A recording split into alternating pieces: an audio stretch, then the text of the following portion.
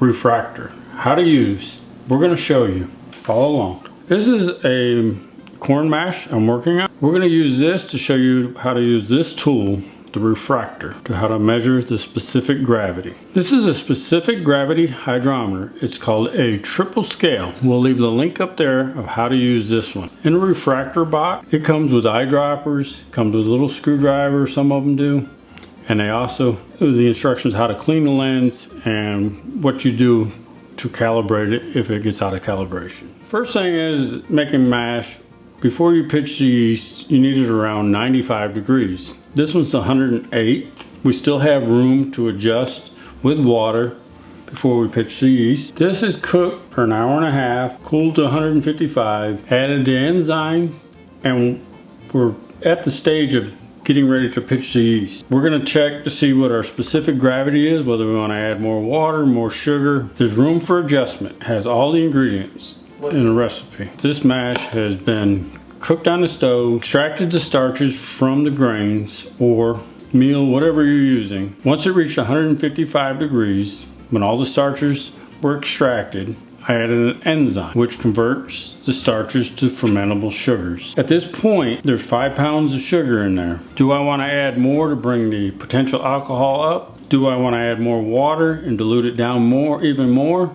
That's what these tri-scales and refractors, this is what it's going to be used for. And this bucket is mash. I've extracted it using a turkey baster, put it into the collection tube, enough for the specific gravity hydrometer to be able to float. So at this point, you can give it a little spin to get the air bubbles off, keep it from sticking to the side of the glass, and we're going to take a reading. It is roughly 18% bricks, 10% potential alcohol, 1.08. on a specific gravity. With the refractor, you take a couple drops.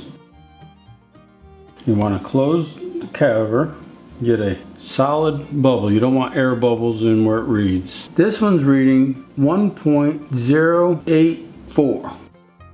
So based on our reading, we have another half gallon or so of water we can put in here. Our target is 1.08, 1.09, anywhere down to 1.05. But we're going to go ahead and add a little more water, and then we're going to take another reading just to show you how it adjusted the specific gravity. We're going to wipe it off with a damp washcloth and wipe it dry. Use a soft cloth so you don't scratch it. So that was a half a gallon. You can use spring or filter. We're using filter. That was a cool water because this was still above temperature, so that was probably about 80-degree water to bring this down just a little bit more. Give it a quick stir. It's very important to document this. This is your OG, original gravity, or your starting gravity. You need to write this down so you have something to compare to. That's a 1.073, so it brought it down about 0.01. We're still in our target range, but see, that was 2 drops. If I was to dump this back in, it could contaminate it with a bacteria. So you're supposed to discard this. Well, we'd be discarding, just say a half cup to a cup by the time we could measure it, versus 2 drops at a time, wipe it clean. So yes, this would be much more efficient. One thing I wanted to mention before I forget, that this is an eye focus to adjust to your eyesight. If you just pull it out of the box, it may look blurry, you can't see. This bends light going through the lens and then through the fluid, and that's how it reads. This specific gravity hydrometer, you have to take a 90 degrees, and on the chart you have to plus or minus depending on the temperature, because these are calibrated at 60 degrees Fahrenheit. So you have to do a lot of calculating. This will calculate almost automatic, much more accurate, less confusing, and it's easier to calculate. The benefits is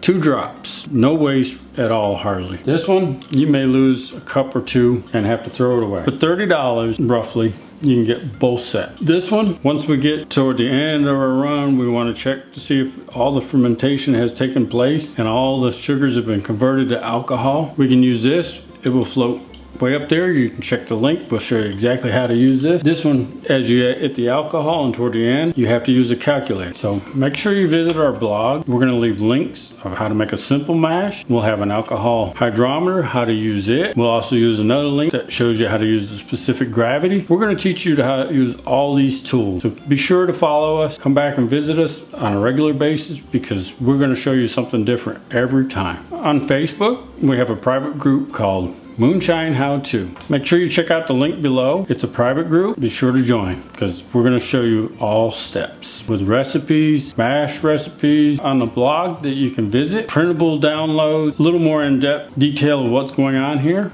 So be sure to follow that as well and watch for the links and there's shopping pages and so forth on it as well for all these tools, all the bubblers, fermenters, ones that we recommend, we use. Make sure you visit our sister channel and please subscribe, hit the bell, all notification, and we'll see you on the next video.